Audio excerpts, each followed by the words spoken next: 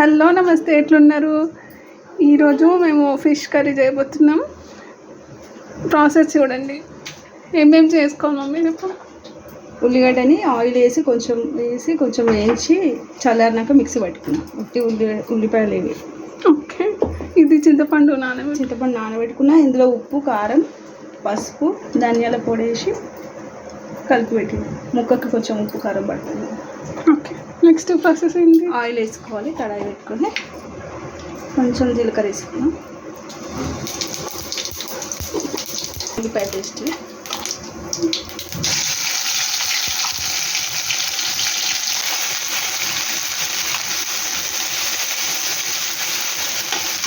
పసుపు,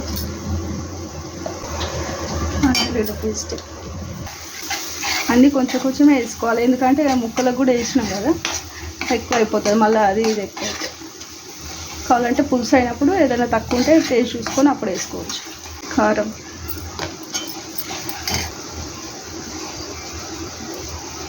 కొంచెం ఎక్కువనే పడుతుంది పులుపు కదా,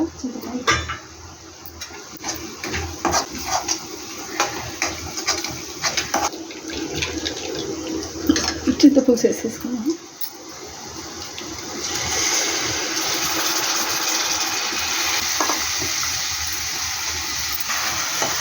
కావాల్సిన నీళ్ళు ఇప్పుడే వేసేసుకోవాలి.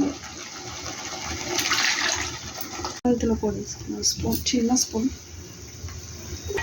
ఒక్కసారి ఉప్పు కారం చూసుకొని ముక్కలు వేసేసుకుందాం. ముక్కలు వేసినాక ఏం చేయలేం, స్పూన్ కూడా పెట్టలేం. ముక్కలు వేసేసుకుందాం.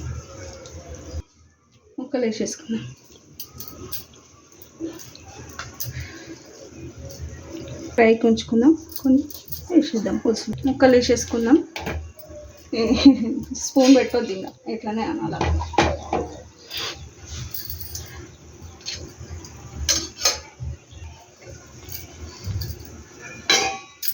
ఫైవ్ మినిట్స్ అయింది. ఒకసారి ఇట్లా కలుపుదా.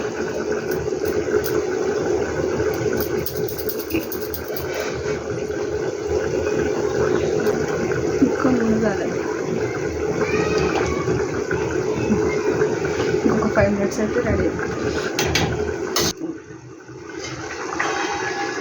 10 మినిట్స్ అయిపోయింది. కొత్తిమీర పుదీనా వేసేసుకొని స్టవ్ ఆఫ్ చేసేస్తాం.